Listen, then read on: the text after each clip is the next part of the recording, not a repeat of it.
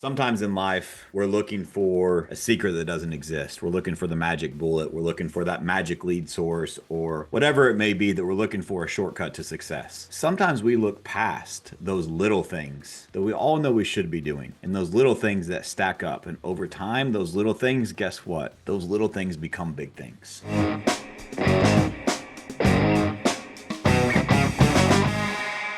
Welcome back to another episode of All or Nothing in Real Estate. I'm your host, Matt Smith, the founder of All or Nothing in Real Estate. A reminder, this podcast is a movement to give back to this amazing industry that has given so much to me and my family.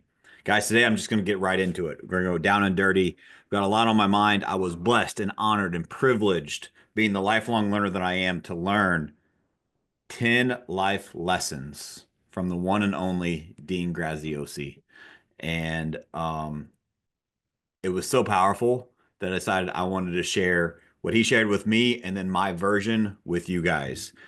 As we all know, sometimes in life, we're looking for a secret that doesn't exist. We're looking for the magic bullet. We're looking for that magic lead source or whatever it may be that we're looking for a shortcut to success. And one of the things that I was reminded of in this mastermind call with Dean was a lot of times in life, learning from super successful people like Dean, who is best friends and business partners with Tony Robbins, and like that caliber of humans that have been just ultra successful. Sometimes we look past those little things that we all know we should be doing. And those little things that stack up. And over time, those little things, guess what? Those little things become big things. And so I just want to go back to mindset and life lessons on how we can all chase the best version of ourselves. I really think that we do a lot of tactical stuff on this podcast, but this is going to be a mindset shift. This is going to be something that will impact not just your real estate business, but hopefully your entire life. So I'm just going to dive in. 10 life lessons from Dean Graziosi, the little things that become the big things. Number one, audit your inner circle. Audit your inner circle. You've heard it from me, you've heard it from so many people, is that you become very similar to the five people that you spend the most time with. And so I think it is really important to start with this. What is the crowd that you're hanging around? Are you hanging around people that are doers, that are achievers, that are chasing that best version of self?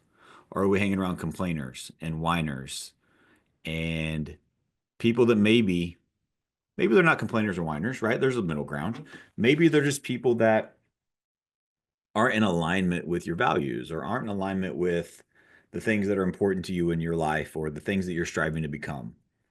And so there's a study that I've read that it's really interesting. If you sit within 25 feet daily in your work and within 25 feet of a high performer, by default, this was a big controlled study. If you sit within 25 feet of a high performer, your work output, your performance increases by 15%. Nothing changed except for who is in your proximity. Now, that's powerful, right? 15%, sign me up. But here's where it's even more powerful. That same study, if you are within 25 feet of a poor performer, someone that performs poorly, your performance is decreased by 30%. Your environment matters. The people that you surround yourself with matters. I encourage you to find your tribe, find your people that are doing the thing that you want to do. I say this all the time on the show is that the world is full of Instagram entrepreneurs. The only thing they've ever sold is selling you a course on how to sell a course, right? The world is full of those. Find people that are proven. Find people that actually have a resume, that have a real business, that have a real life that you would want to trade places with, that you would want somebody that you're striving that you want to become.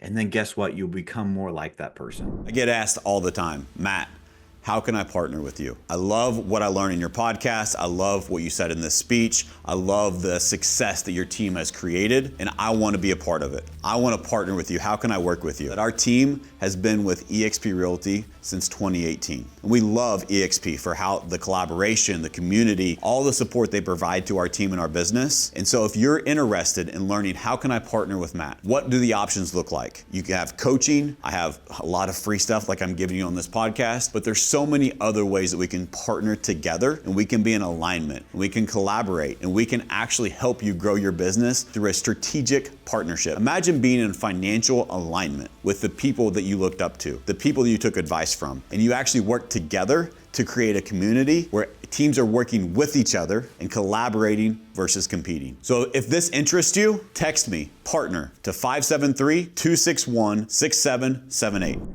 One of the things I strive myself to do is to continue to push myself to get into bigger rooms, to get into rooms I'm more uncomfortable with, which is where all of these lessons I'm sharing with you came from.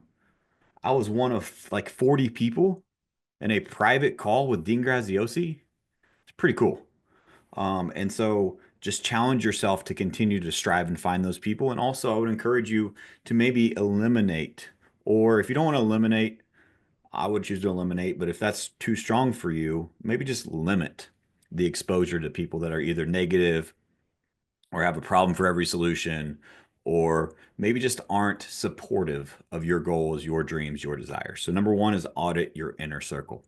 Number two, solve bigger problems. Thought this was a really good one. Solve bigger problems. One of the things that he broke down was here's the thing that he's realized through his journey. I haven't got there yet, but hopefully I will one day. And he said this, what he's realized is the same skills, the same effort is required to solve $100 million problem as is $100 problem. And so if you're on this growth trajectory in life and you want to become the best version of self, find bigger problems to solve. If you have problem solving skills, the same skills and the same effort is required at $100 versus $100 million problem. So go find bigger problems. We all have problems. Problems are guaranteed, right? We're always going to have more problems. There's gaps everywhere. We all have a story. We all have problems. There's always things that we can do to be improving in our personal life, professional life, etc. If you want to become more, go find bigger problems and solve bigger problems. Number three, it's on me. It's on me. I love this one because this is in alignment with my core value and my core principle. It's so important I have it twice of accept personal responsibility. One of them is personal responsibility. One of them is accept responsibility, but I combine them for this purpose. It's on me. What I want you to realize, I don't say this to scare you. I say this to help you and encourage you. There is no one that is coming to save us. No one's coming to save us. No one's coming to save me. No one's coming to save you. Ultimately, the man or woman that is looking you back in the mirror is the one responsible for the life that you live now, and also the one responsible for the life that you want to live in the future. As soon as you accept that responsibility and realize it's all on me, maybe you're part of the problem. Awesome. That also means you're part of the solution. And that's hopefully what I can help you unpack here today to help you become a little bit better. I know this certainly helped me, and preparing for this today has helped me even more. I'm chasing that best version of myself. What's cool about that is I know I'll never catch it. And so I just want to encourage you. Number three is it's on me. There's no one coming to save you. You have to save yourself. And I hope that I help inspire you to do that today. Number four, who is steering your ship? Thought this was a very interesting analogy that he shared. Who is steering your ship? As an example, we talked about the people you hang around. What about the messages that you are hearing? We're in the real estate space. Are you hearing everywhere how real estate's slow, how interest rates are high, and how you just can't make it in this market? You're allowing that language to steer your ship. You're allowing them to bring that negativity into your life. You're allowing them to bring things that are usually emotional based and not factual based into your life and influence how you think. And you're allowing them to steer the ship of your life in the direction of their limited thinking, or maybe their negative thinking, or maybe it's factual, but that is not solution oriented. Maybe interest rates are high. Awesome. But it's on me. And so don't allow this negative things or like it's as an example, there's a lot of negative news. Go listen to any news. I don't even watch news. But go tell me the last headline that wasn't negative. The last news clipping, the last news article that didn't have a negative spin, a negative connotation to draw you in because they want negativity is what sells, or what captures attention. It's way easier to capture attention with negativity than positivity. It's just a fact. And so there's so much negativity out there. What about this one? What about our past regrets? What about something that we've done before and we're just, ah, man, I can't believe I did that. Like, that's not who I am anymore. I made that mistake. I did that one thing and I wish I wouldn't have done it. We all make mistakes. We're human. Don't let that past regret prevent you from where your future is going. Don't let that steer your ship. You can adjust where your ship is going today. Just make a choice. This is a good one too. What ifs? I hear this all the time in the industry. Well, what if? What if I don't? What if I don't do this? What if this doesn't happen? And one of my daughters is a what if a lot in different situations. And like I'm put her to bed last night. She's 7 years old. Well, what if it storms? Well, what if I get scared and have a nightmare? How many of us allow those what ifs steer our ship? And I don't know if this is good parenting, bad parenting, but what I do with her every single time is I just go the exact opposite of her what if. What if it rains tonight and storms? What if it's the clearest night ever and you have the best night of sleep in the world? Well, what if I have nightmares? What if you have the best dream of your life? Because I think our thoughts power a lot of things. And so I'm not saying what ifs are a bad thing, but what ifs with a negative connotation and something that you are facilitating in your brain, that you are manufacturing as a what if in a negative context, that's going to lead to more negative results, my friend. So if you're going to what if in a positive context? And he also added there when he was steering your ship, he said, you don't win by playing goalie. Too many of us are on defense, right? And we allow all of this stuff, especially in today's real estate market, all of these barriers that are real, right? We have lowest sales that we've had in a long time last year. So I'm not like immune to that, but I also want to control what I can control. And so if I'm playing defense, I'm just going to play defense and kind of see where things land, see where the dust settles. There's going to be people passing me by.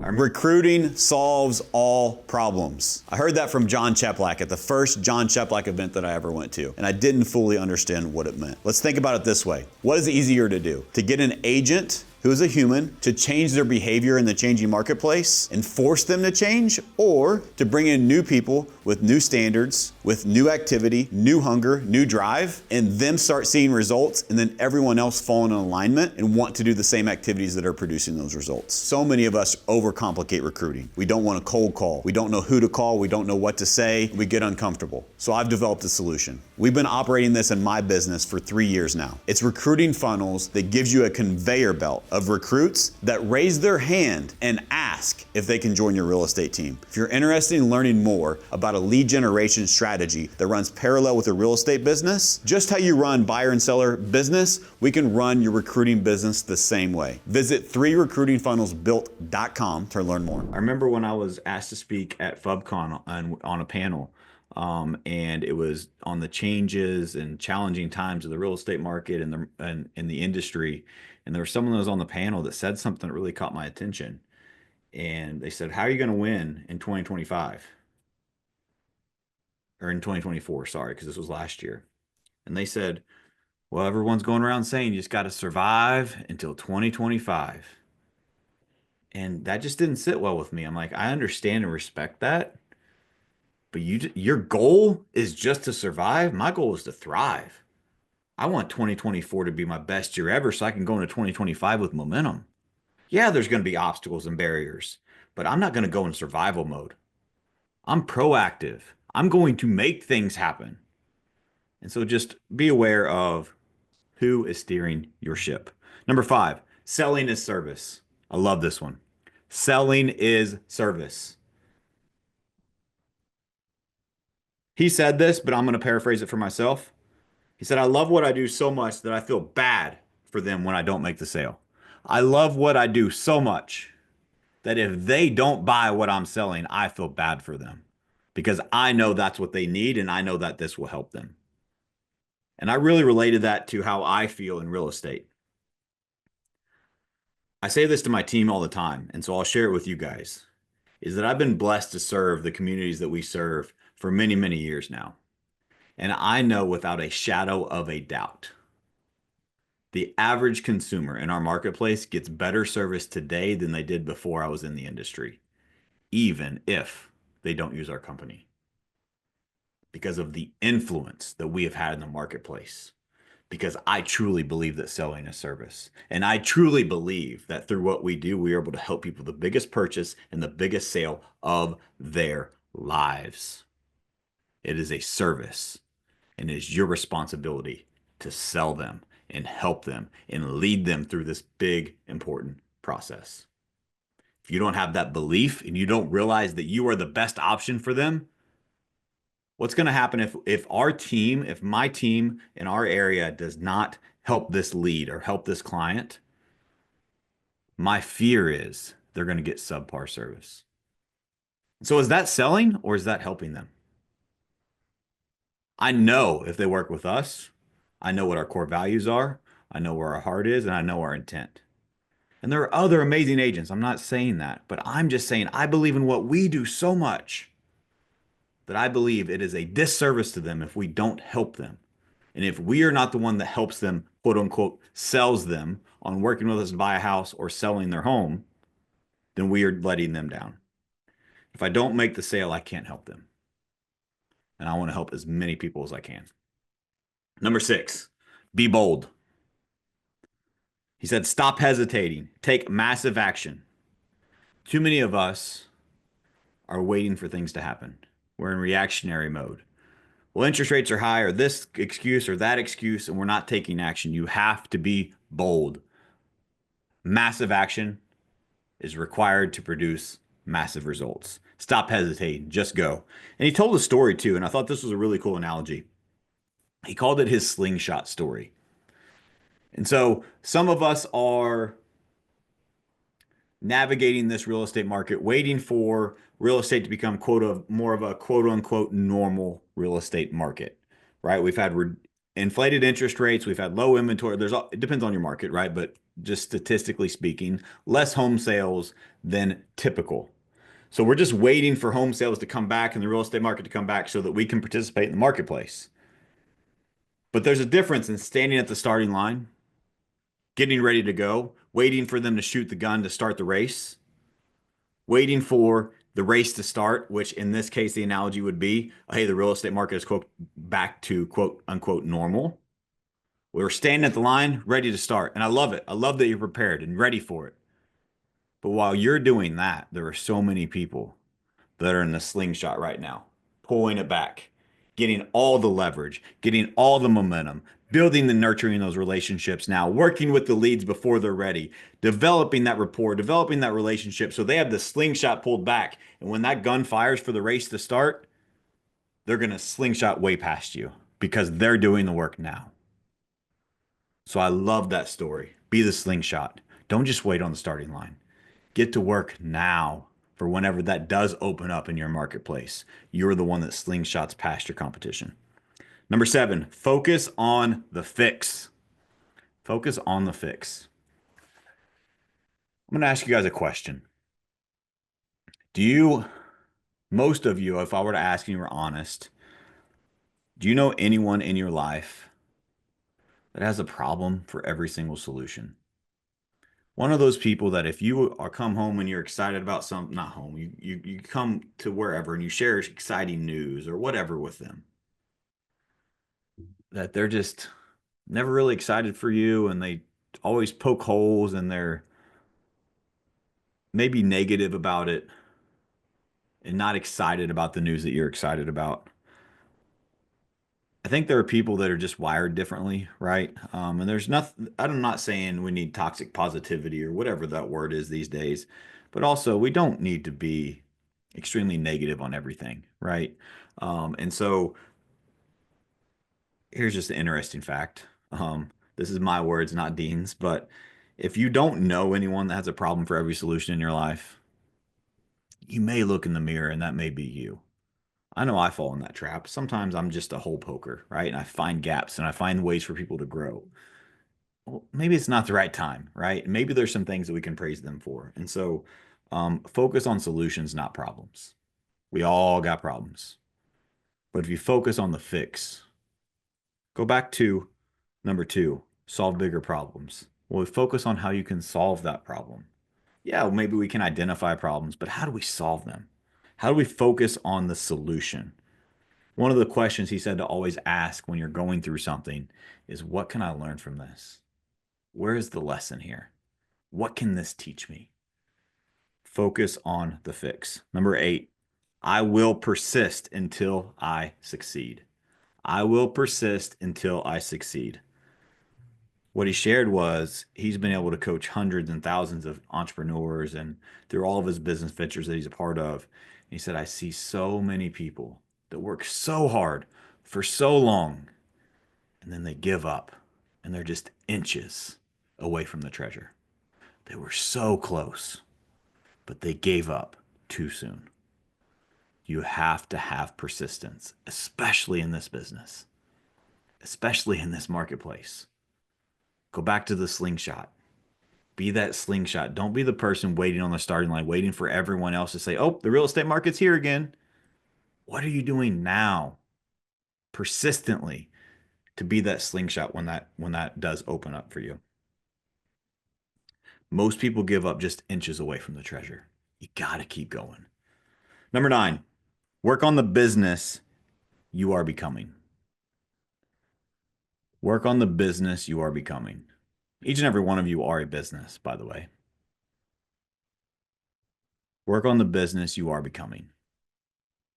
Number one, you are a business, so let's acknowledge that. And number two, it's important for you to understand, what are you becoming? Who are you becoming? We are all becoming something. Are we becoming better? Or are we becoming worse? And this is me paraphrasing this one, but I think how I really interpreted this one is, who do I need to become to achieve what I want to achieve? Who do I need to become? Because what happens first? Do you achieve something that you strive for, or do you become the person that can achieve the thing first and then you're able to achieve it? So many people have it backwards. They say, once I achieve this, then I will become this. You have to become this first, and then you have a chance and an opportunity to achieve the thing. But you have to become first. Are you a real estate team leader that is frustrated dealing with unproductive agents, loss of revenue, market shifts, or maybe you feel like I've felt and beating your head against the wall trying to grow your team, or maybe even keep your team together? Well, good news, I may have your solution. Matt Smith here with Matt Smith Real Estate Group. I'm also partnered with John Cheplack and Cheplack Life Coaching. For the last 2 years, I've coached team leaders across North America, helping them reach and exceed their goals and grow their business. One of the things that I found is most important, and I've got personally coaching with John Cheplack, is learning the leadership language and learning how to become a better leader and apply those principles in my organization. I believe in contribution and giving back to this industry that's given so much to me. So if you like what you hear on this podcast and you feel like you're in alignment with some of the things that I share here for free, but you want a little bit more, you want to learn more, you want some more guidance, you want some more tactics, some more strategies, send me a text. Text Discovery Call to 573-261-6778. And number 10, who versus how? Who versus how? So many of us are looking for the how. And I get so many messages from you guys, and please keep sending them because I love helping you. But sometimes you're asking the wrong question. And I've learned this too, right? I'm not immune to this. And this was an eye-opener reminder for me. Anytime you're faced with a problem, replace the word Replace the word how with who. Instead of how do I solve this? Either who do I need to become to solve this, or who do I need to hire? Who do I need to learn from? Who do I need to align with?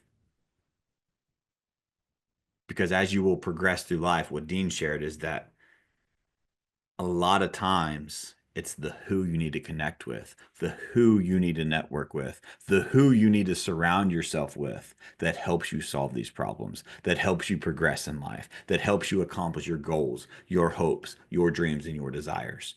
One of the things that he shared is why he has some of these events in different communities he's a part of is that he's learned that in these rooms throughout his journey is that sometimes you find those who's in those masterminds, in those communities, in those environments that you choose to be a part of when you level up. I know that's certainly been very impactful for me. That's why I go to so many events because I make connections and networks with people that are doing amazing things at very, very high levels. And I learn so much from them that I'm able to unpack it and bring it back. There's connections that I have. When I have a problem now, it's not a how problem, it's a who do I need to call problem because they're the ones that can solve it. And when you adjust that, that's where growth can really catapult before in your business in your life. And he asked another question too. It's really important when you're talking about who versus how. One of the questions he encouraged us to ask ourselves is who has done the thing that I'm trying to do before I have? Who has actually walked the path? And how can I be part of the world to learn from them so that I can get the proven blueprint to do it too? It's one of the things I love about being a coach is that I say it all the time. It's proven, not theory. I had coaching calls before I recorded this show this morning. And I gave them tactical advice that literally, this is what I did yesterday on my team that worked really, really well, that solves the exact problem you just said you have today. It's proven. Who has done it before you? Go find the who and stop focusing so much on the how. Then he shared, I'll close with this. Then he shared some life advice. He said, success is hard. Success is hard. Chasing the best version of yourself is hard. Entrepreneurship is hard. I'll add to it. Real estate is hard.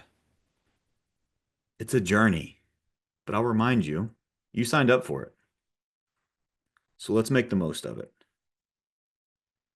And he also shared, this was like a Q&A section, and I don't remember what the question was, but I'll share the lesson with you. He said, what will happen along your success journey is that you will run into people that maybe don't believe in you. And I've experienced this, people that lack belief or faith, or maybe you make your goals or ambitions make them uncomfortable. And so they start doubting you. Or I've had this one before, Matt, you're just too much. You're just too much. You're too intense. You're too direct. You're too in your face. You're too motivated. You work too hard. You're too much this. You're too much that. And there's been times in my life where I've taken that personal and I've just said, I better tone it down a little.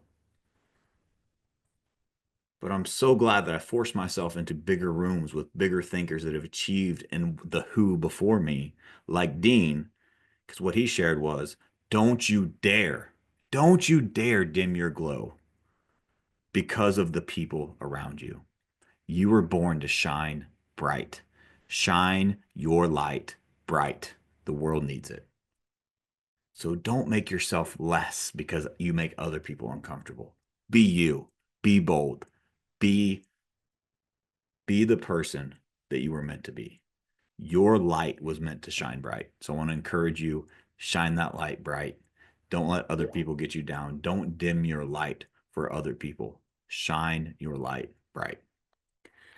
Awesome, guys. That's what I got for you today. I know this is a little bit different, but this really stuck with me. And I think there's a lot of things here tangible that all of us can apply in all aspects of our life, including our business, our health, our fitness, relationships, etc., to help us live a better life, which after all, to me, the purpose of business is to fund a great life. And so I hope this helps you become better today. I hope you got a takeaway.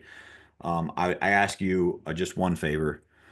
This show is continuing to amaze me how many of you guys send me messages and continue to watch week after week and share this with friends. Our audience is continuing to grow, and I appreciate you so much. I've got a lot of great guests in queue that are going to share a lot of great knowledge. So I just encourage you, share this episode with a friend, but also share the movement, share the podcast. Let's continue giving back to this amazing industry, and let's all level up together. Don't forget, give today your all. Thanks for listening, guys. We'll see you next week.